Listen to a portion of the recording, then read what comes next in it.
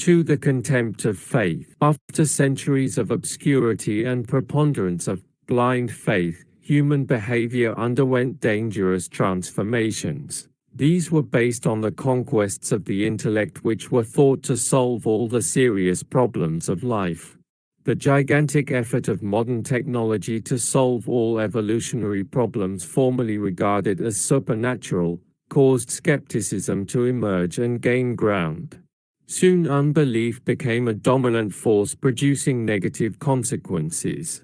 Today, to check its advancement, ethical therapy has become a necessity. Treatment is needed to block the waves of cynicism and senselessness that are spreading unrestrained.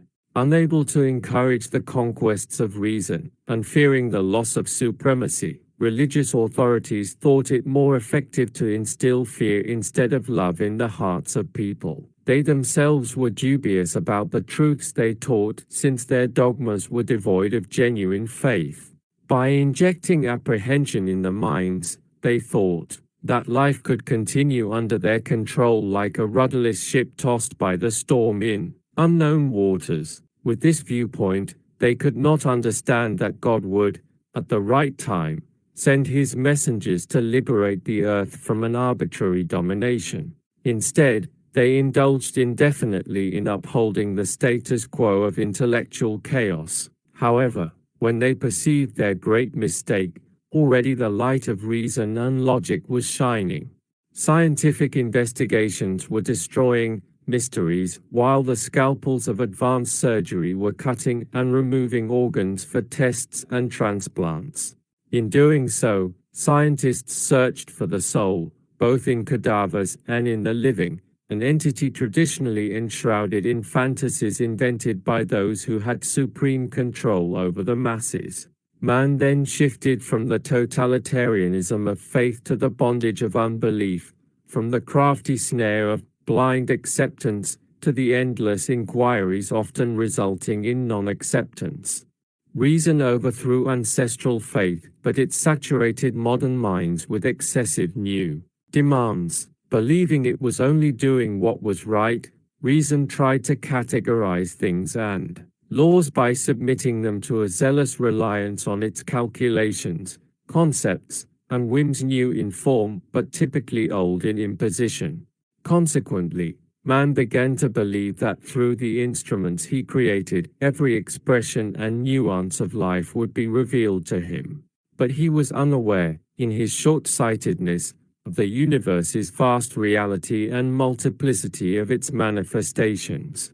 Having become skeptic, he was made a puppet of his own presumptions.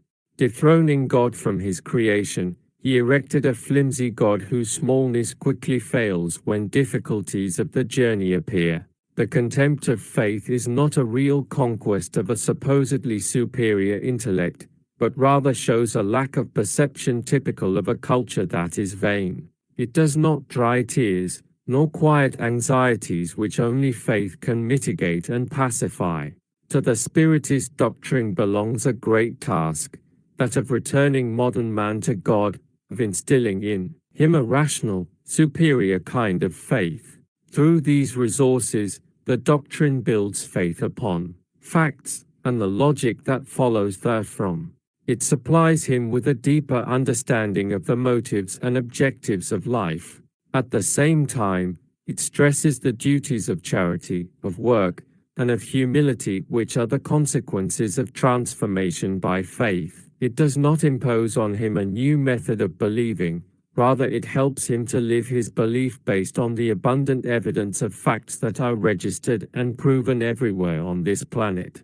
In this upheaval of thought, science will try to explain away modern spirit phenomena. Such conclusions are not, of course, accurate. Man needs to submit to the laws of creation, which are enforced by evolved spirits who reveal to us that the functions of life continue beyond bodily existence, invisible, yet pulsating and real. Spiritual faith corrects both the dystrophy and hypertrophy of reason by placing it where it belongs. After experiencing faith, a believer is free from sordid prejudices and hypocritical commands. He is transformed into his neighbor's brother and an uplifting member of the community, for he does not direct his aspirations towards the transitory function of the flesh but to the transcendental mandate of immortality.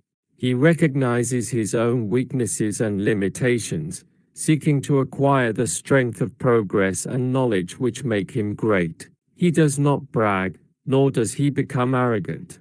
Faith gives him abundant love and the power to rectify painful tests, thus liberating him from fear and making him happy. Modern paranormal research is proving the power of thought, which is the exteriorization of faith, and is beginning to suspect the existence of spirit, whether incarnate or not. This will encourage deeper probings which bring forth outstanding and healthy results. The contempt of faith soon will yield to the shining light of hope and acceptance of the gentle and comforting guidelines of Jesus' gospel, in spirit and in truth.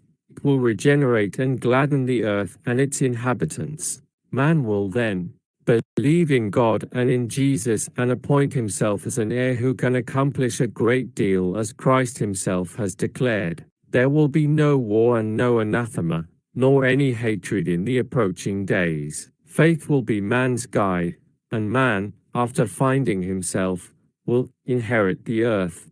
On Sunday's new chapter of the work, contribute by making donations with the publishing of works in the English language. Subscribe to our networks at Casa de Reading KO YouTube and Facebook.